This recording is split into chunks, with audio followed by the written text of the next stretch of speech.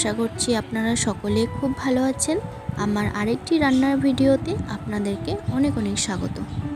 আজকে আমি আপনাদের সাথে শেয়ার করছি ফিশ কাটলেটের রেসিপি। তো চলুন ভিডিওটি ঝটপট আরম্ভ করি।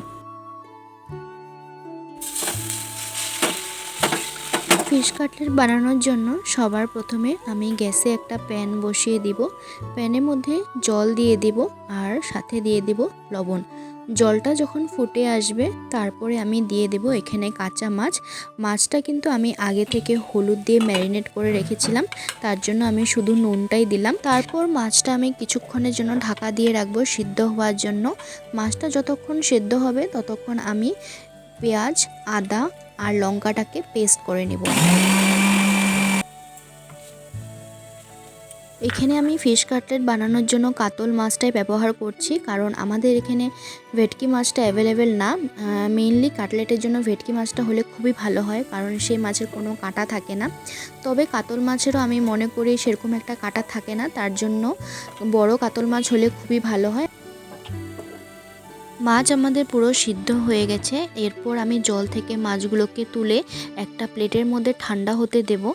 মাছটা ঠান্ডা হয়ে আসলে আমি মাছ থেকে তেল আর কাঁটাটাকে বেছে নেব।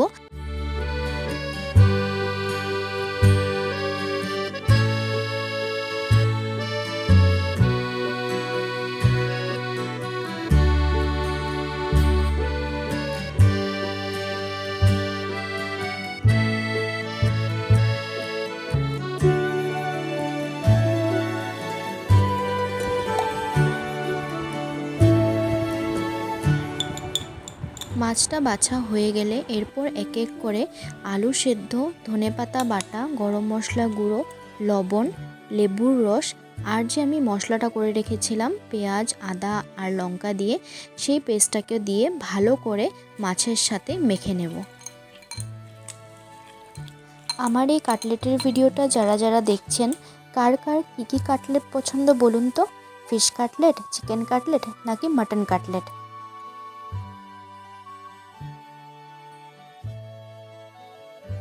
মাছটা ভালো করে মাখা হয়ে গেলে তারপর ব্রেড ক্রাম্বসের মধ্যে ভালো করে শেপ দিতে হবে। আপনারা যারা যারা এই কাটলেটটা বাড়িতে বানিয়ে ট্রাই করছেন, তারা কাটলেটের শেপটা নিজেদের পছন্দ মতনই দিতে পারেন।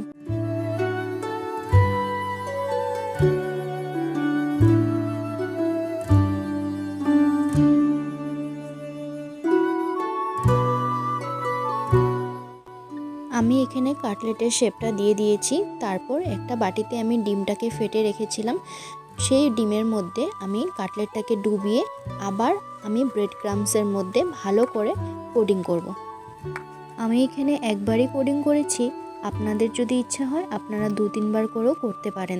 যত কোডিং করবেন আপনাদের কাটলেটের বাইরেরটা আরও ক্রিস্পি হবে। এক এক করে আমি সমস্ত কাটলেটগুলোকে বানিয়ে ফেললাম। এরপর গ্যাসটা অন করে প্যান বসিয়ে তার মধ্যে দিয়ে দেব সাদা তেল। তেলটা গরম হয়ে আসলে এক এক করে আমি কাটলেটগুলো দিয়ে দেব। প্রথমে আমি 2টো কাটলেটে দিলাম, কারণ অনেক সময় হয় না কাটলেটটা হয়তো ভেঙে যায় বা কিছু হয়, তার জন্য আমি রিস্ক নিতে চাইনি, 4টে দিয়ে 2টোই দিয়েছি। তো যাই হোক, আমার কাটলেটটা কোনোরকমভাবে ফেটে যায়নি, ভালোই হয়েছিল, আপনারা দেখতেই পাচ্ছেন। কাটলেটগুলোকে ভালো করে কম স্টিমে অনেকক্ষণ ধরেই ভাজতে হবে, কারণ ভিতরটা কিন্তু কাঁচাই আছে মাছের। তো অনেকে আছে মাছটাকে ভালো করে ভেজে নেয়, মানে যেহেতু মশলাটা আমি মেখেছি না, ওই মশলাটা দিয়ে ভালো করে ভেজে নেয়। তো আমি মনে করলাম যে আমার মাছটা তো সেদ্ধ করাই হলুদ লবণ দিয়ে, আর মাছটার সেরকম কোনো গন্ধ ছিল না, মশলা দিয়ে মাখা ছিল। তো আপনাদের যদি মনে হয় যে মাছটা একটু গন্ধ আছে, তো আপনারা মশলাটা মেখে একটু কড়াইতে নাড়াচাড়া করে নেবেন। তো যাই হোক, কথা বলতে বলতে আমার সমস্ত কাটলেট ভাজাও হয়ে গেল।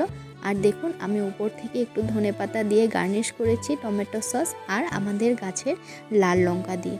দেখুন বাইরেটা কি সুন্দর ক্রিস্পি আর ভিতরটা একদম সফট হয়েছিল।